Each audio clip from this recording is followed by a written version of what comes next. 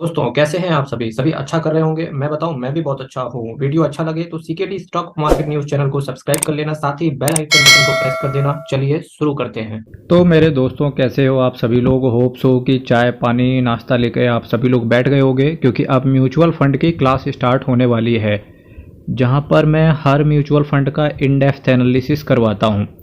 आज मैंने जिस म्यूचुअल फंड के सब्जेक्ट में आपसे बात करने के लिए यहाँ पर मैंने जो चर्चा उठाई है, इसका एनएवी देखो। सबसे पहले 78 रुपये का इसका केवल एनएवी है। एक साल में रिटर्न की बात करेंगे तो 16% का CAGR आया है इस म्यूचुअल फंड से। 3 साल में वहीं बातें करेंगे तो 28% का CAGR आया है। 5 साल में देखेंगे तो 16.26% का CAGR है। मैक्सिमम बात करेंगे तो 18.28% के हिसाब से CAGR के हिसाब से इस म्यूचुअल फंड ने आपको रिटर्न दिया है। और सबसे अच्छी बड़ी बात यह है कि इस म्यूचुअल फंड में कोई भी हमारा जो नया इन्वेस्टर तैयार होना चाहता हो, या जिसकी पॉकेट मनी आती हो, जिसके पास केवल बजट आज की डेट पे केवल 100 रुपये महीने का ही वो अपनी पॉकेट मनी से निकाल के बचा पाता हो, तो उसके लिए ये म्यूचुअल फंड बेस्ट हो सकता है। क्योंकि कहीं ना कहीं एक जो ये कैटेगरी मैंने लाई है, वहाँ पर ये म्यूचुअल फंड टॉप पर आता है कहीं ना कहीं। इसके साथ ही साथ इस म्यूचुअल फंड के अंदर केवल 100 रुपये से ही इन्वेस्टमेंट स्टार्ट किया जा सकता है। ये म्यूचुअल फंड से इतना तो नहीं बोल सकते कि कहाँ जाएगा, या पास्ट में कैसा रहा, या आने वाले समय में कैसा जाएगा, पर इतना जरूर मैं कह सकता हूँ कि इस म्यूचुअल फंड से आप एक इन्वेस्टमेंट की स्ट्रेटजी या इन्वेस्टमेंट की हैबिट को, स्ट्रेटजी को आप मेंटेन कर सकते हो और हैबिट को आप डाल सकते हो। ये म्यूचुअल फंड आपको डेफिनेटली खरा उतरेगा आपकी चॉइस के ऊपर। फिर भी अल्टीमेट डिसीजन आपका रहेगा, बिकॉज अभी बात कर लेंगे। और जबकि मैं मैक्सिमम बात कर रहा हूँ 18.5% के हिसाब के से CAGR, तो इस म्यूचुअल फंड को ऑलमोस्ट 10 साल हो चुके हैं। और ये देखो, जो मैंने बार बार CAGR नाम का टर्म लिया, जो भी नया है इस चैनल पर उसको मैं बताना चाहूँगा कि म्यूचुअल फंड में आपको रिटर्न चक्रवृद्धि ब्याज यानी कि कंपाउंड होकर के मिलता है। और देखिए, जो मैंने आज कैटेगरी उठाई है, तो कैटेगरी भी कहीं ना कहीं, चूंकि देखिए अगर आप 100 रुपये लेकर के आ रहे हो तो डेफिनेटली आपको स्मॉल कैप कैटेगरी में नहीं जाना चाहिए। वो क्यों? क्योंकि देखिए स्मॉल कैप कैटेगरी में रिटर्न तो आपको बहुत अच्छा मिलता है, पर कहीं ना कहीं रिस्क भी उतना ही ज़्यादा जनरेट हो जाता है। फॉर एग्जाम्पल के तौर पर जो कोविड आया, जब मैं कोविड के पीरियड की बात करूं, 2020 के आसपास की बात करूं, जब स्टॉक मार्केट ऑलमोस्ट, जो निफ्टी था आपका, जो निफ्टी था जो 2020 में हाई लगाया मार्च 2020 के आसपास, वहीं उसके बाद अप्रैल तक आते आते निफ्टी 50% के आसपास टूट गया था। निफ्टी 10,000 तक आ चुका था, ठीक। पर वहीं स्मॉल कैप जो इंडेक्स था, जो स्मॉल कैप का इंडेक्स था, वो ऑलमोस्ट सारे शेयर स्मॉल कैप के 4-4, 5-5 गुना नीचे गिर गए, ठीक। होटल इंडस्ट्रीज तो आज तक कहीं ना कहीं सर्वाइव नहीं कर पा रही है। आज भी प्री कोविड लेवल पे होटल इंडस्ट्री नहीं आ पाई है। यही हालत हुई है सिनेमा इंडस्ट्री की। तो सोच के देखो, जहां केवल लार्ज कैप कैटेगरी आधा ही गिरा, वहीं स्मॉल कैप कैटेगरी 4-5 गुना नीचे गिर गया। ये स्मॉल कैप कैटेगरी से एक रिस्क रहता है। हालांकि ये रिस्क आपको 5-10 साल में एक बार नजर आएगा, पर यकीन मानना मेरे दोस्तों, अगर एक बार भी इस तरीके का रिस्क नजर आया तो डेफिनेटली आप टूट सकते हो। तो जो भी आज नया इन्वेस्टर है, तो डेफिनेटली देखिए, मैं लार्ज कैप भी नहीं लेके आया, ना ही मैंने स्मॉल कैप रखा कि आपको बिल्कुल ही रिटर्न ना मिले या आपको बहुत ज़्यादा रिटर्न मिल जाए। इन दोनों के बीच में मैंने जो सेलेक्ट करा है, उसको सेलेक्ट करा है एक मिड कैप कैटेगरी को। और जो वैल्यू रिसर्च ने इसको रेट किया है, 5/5 वैल्यू रिसर्च ने इसको रेट किया है। श्रेयस देवालकर साहब, एज वन ऑफ द प्राणी, as one of the among प्राणी। और कहाँ के एमंग हैं ये? जो फंड्स मैनेजर हैं भारत के अंदर इस समय, अंकित पांडे साहब टॉप पे हैं। उसके बाद जिस फंड मैनेजर का नाम आता है उसका नाम है श्रेयस देवालकर साहब।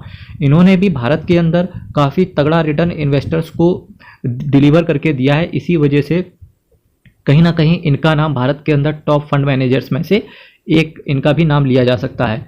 अब देखिए, 3 महीने की बात करें, 6 महीने की बात करें, 1 ईयर की बात करें, 3 साल की बात करें, 5 साल की बात करें, या फिर मैक्सिमम 10 साल की हम बात कर लें, तो कहीं ना कहीं इसने रेड नहीं दिखाया। जबकि stock market all time high पे। मैं यकीन के साथ कह सकता हूं, अगर आप इंडिविजुअल स्टॉक्स में अगर आप इन्वेस्ट कर रहे होगे, तो हो सकता है आपका पोर्टफोलियो आज भी रेड में, आज भी लाल बत्ती ही दिखा रहा हो, कहो हरी बत्ती देखने को भी ना मिले, जबकि stock market all time high पे चल रहा है। वहीं देखिए, ये कुछ म्यूचुअल फंड्स ऐसे हैं, अगर stock market all time high पे आ गया है, तो कहीं ना कहीं ये भी सारे म्यूचुअल फंड्स ने आपको हरी झट्टी पकड़ा दी है। वहीं CAGR के बाद हिसाब से बात करेंगे तो पास्ट 10 साल की चर्चा कर लेंगे, तो 19.69% के CAGR के हिसाब से रिटर्न आया है। रिटर्न में फ्लक्चुएशन रहती है, पर जितना लंबा अगर आप म्यूचुअल फंड में खेलते हो, जितना लंबा टाइम अगर आप म्यूचुअल फंड को देते हो, तो डेफिनेटली उतने ही स्टेबल रिटर्न के साथ आप एक्सपेक्ट कर सकते हो अपने आप को। मेरे मित्रों, मेरा कम से कम ये मानना है, सपोज दैट आपने अगर आज म्यूचुअल फंड स्टार्ट किया 100 रुपये की SIP से ही, केवल अगर आज से स्टार्ट किया 100 रुपये की SIP से ही, तो यकीन मानना कम से कम आपका नजरिया 3 साल तो मिनिमम होना ही चाहिए, अनलेस अदरवाइज कोई एक्सटर्नल घटना ना घट जाए, जिस तरीके से कोविड पेंडेमिक नाम की बीमारी आ गई, क्योंकि फिर वो एक एबनॉर्मल केस हो जाता है। रिस्क आपका, अगर मैं म्यूचुअल फंड की बात करूंगा तो चूंकि कैटेगरी मिड कैप है या लार्ज कैप कैटेगरी हो, पर म्यूचुअल फंड में रिस्क आपका वेरी हाई रखा जाता है, because mutual fund is subject to market risk and read all schemes related documents very carefully. आज मैंने जिस फंड की चर्चा करी है आपके सामने, उसका नाम है axis mid cap direct plan growth. मैं हमेशा आपसे बात करता हूं डायरेक्ट प्लान की, कभी भी मैं रेगुलर प्लान को सजेस्ट नहीं करता। क्यों? क्योंकि रेगुलर प्लान में जो आप म्यूचुअल फंड डिस्ट्रीब्यूटर से उस प्लान को खरीदते हो, उसका कम से कम 30% तक उसका जो ब्रोकरेज होता है वो चला जाता है, और वो आपकी SIP से ही पेमेंट किया जाता है। फॉर एग्जांपल के तौर पे अगर आपने 100 रुपये की SIP रेगुलर प्लान में डाल दी, तो 30 रुपये तो आपका वो जो जिससे आपने रेगुलर प्लान लिया उसी के पास चला गया, 70 रुपये से ही आपकी SIP चल रही है। पर यहाँ पर आपका क्या होता है, 0.54% का केवल आपसे एक्सपेंस रेशियो लिया जाएगा, बाकी सारा पैसा आपका। 19,539 करोड़ का ये असेट साइज है, सोच के देख रहे हो, एक्सिस मिड कैप के अंदर 19,539 करोड़ का असेट साइज। दैट मीन्स कि इन्वेस्टर्स ने भी इस कंपनी के ऊपर ट्रस्ट बना के रखा हुआ है, और आप भी इस कंपनी के ऊपर ट्रस्ट कर सकते हो डिपेंडिंग अपॉन द सिचुएशन कि आपका रिस्क एपेटाइट कितना है। 4.12% का कैश होल्ड करके चलते हैं। और देखिए, बने रहिए security stock market news channel के साथ। चैनल अगर अभी तक आपने सब्सक्राइब नहीं किया है, चैनल सब्सक्राइब कर देना, काफ़ी मोटिवेशन मिलता है।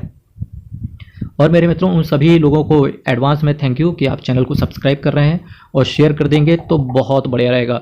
S&P BSE 150 mid cap total return index को इन्होंने सेलेक्ट किया है। देखिए, होराइजन में इन्होंने कुछ बेंचमार्क है वो ज़्यादा बड़ा नहीं लिया, केवल S&P BSE 150 mid cap total return index को इन्होंने रखा है। दैट मीन्स कि फंड मैनेजर का ये कहीं ना कहीं एक्सपीरियंस दिखाता है कि इन्होंने केवल 150 शेयर्स में कुछ लिए होंगे, अभी मैं उसकी बात करूंगा।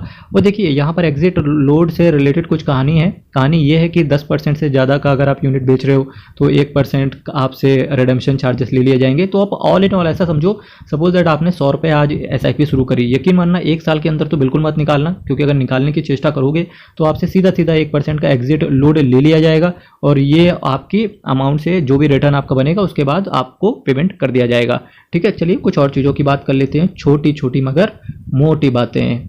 चलिए, अब मैं बात करूंगा कि किन किन सेक्टर्स में आपका पैसा लगा हुआ है। तो देखिए, फाइनेंशियल में आपका 16.82% पैसा लगा हुआ है, automobile services, capital goods, chemicals, ये बगल में परसेंटेज आ रहा है ना। फॉर एग्जांपल के तौर पे अगर आपने 100 रुपये से SIP स्टार्ट करी, तो ये बगल में जो परसेंटेज आ रहा है ना, 100 रुपये का 10 रुपये 6 पैसे आपका सर्विसेज में चला जाएगा, 9 रुपये 66 पैसा आपका 9 रुपये 66 पैसा आपका कैपिटल गुड्स में चला जाएगा, 9 रुपये 51 पैसा आपका केमिकल्स में चला जाएगा। तो इसका आप 100 से मल्टीप्लाई कर लेना, इतना रुपये आपका इन सेक्टर्स में चला जाएगा। ठीक, अभी किन शेयर्स में जाएगा उसकी भी मैं बात कर ले। तो देखिए, टेक्नोलॉजी को भी इन्होंने रखा है, हेल्थ केयर को भी रखा है, और कैश होल्ड करके चलते हैं। इसकी बात मैंने ऊपर कर ली है। कंज्यूमर डिस्क्रिशनरी में, एनर्जी में, मेटल्स एंड माइनिंग में, कंस्ट्रक्शन में। आप सोच के देखो, 100 रुपये को अगर आप इंडिविजुअल स्टॉक्स में सेलेक्ट करने जाओगे तो क्या ही मिलेगा आपको। ठीक, नंगा नहाएगा क्या, निचोड़ेगा क्या, ये कहानी आप बोल सकते हो। पर आप केवल म्यूचुअल फंड के माध्यम से एक सेक्टर के हिसाब से डाइवर्सिफाइड कर सकते हो अपने पोर्टफोलियो को। साथ ही साथ एक बंदा भी आपको मिल जाता है 0.54% का कुछ एक्सपेंस रेशियो लेके, जो आपके फंड को मैनेज करता रहता है। तो कहीं ना कहीं स्टॉक मार्केट में डायरेक्ट इन्वेस्ट करने से अच्छा है कि म्यूचुअल फंड में आप इन्वेस्ट करो। यकीन मानना, return over the period of time same ही मिलेगा दोनों में, क्योंकि अगर किसी बंदे ने 100 स्टॉक्स में इन्वेस्ट किया हुआ है तो हो सकता है 90 खत्म हो जाए, 10 ही बचें, तो 10 ने जो रिटर्न दिया वो कहीं ना कहीं उसके 100 के बराबर दे देगा। और आपने अगर म्यूचुअल फंड में इन्वेस्ट किया है तो रिटर्न आपको भले ही 18-20% का कंसिस्टेंसी के हिसाब से मिले। अगर आप मिड कैप में हो तो मान के चलो 15 से 18% का कंसिस्टेंसी रही, तो ये भी मान के चलो 20-22% में रिटर्न से भी मिलना है। और कहीं ना कहीं स्टॉक्स में आप क्या करते हो, इंडिविजुअल स्टॉक्स में आपको रात की मुझे नींद ना आए, मुझे चैन ना आए, कोई जाए जरा ढूंढ के लाए, ना जाने कहाँ मेरा पैसा खो गया।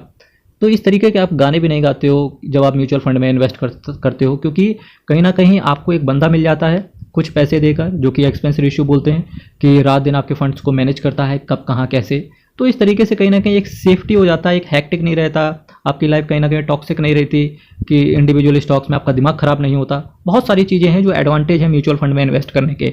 चोलामंडोलम हो गया, ये आपका अभी मैं बात करने जा रहा हूँ, ये किन किन शेयर्स में आपका पैसा लगा हुआ है। ठीक, चोलामंडोलम हो गया, इंडियन होटल्स हो गया, ICICI बैंक हो गया, सुप्रीम इंडस्ट्रीज हो गया, परसिस्टेंट सिस्टम्स हो गया, कमिंस इंडिया हो गया, एस्ट्रल पॉली हो गया, ट्रेंट हो गया, बजाज फाइनेंस हो गया, शॉफलर आप वॉच लिस्ट में ऐड करो इंडिविजुअल स्टॉक्स के तौर पे, क्योंकि कहीं ना कहीं ये बहुत बेहतरीन स्टॉक है और रिटर्न भी ज़बरदस्त डिलीवर करके दिया है। शेयर का प्राइस ज़्यादा है, पर आप यकीन मानना केवल वॉच लिस्ट में ऐड करो, बहुत कुछ सीखने को मिलेगा।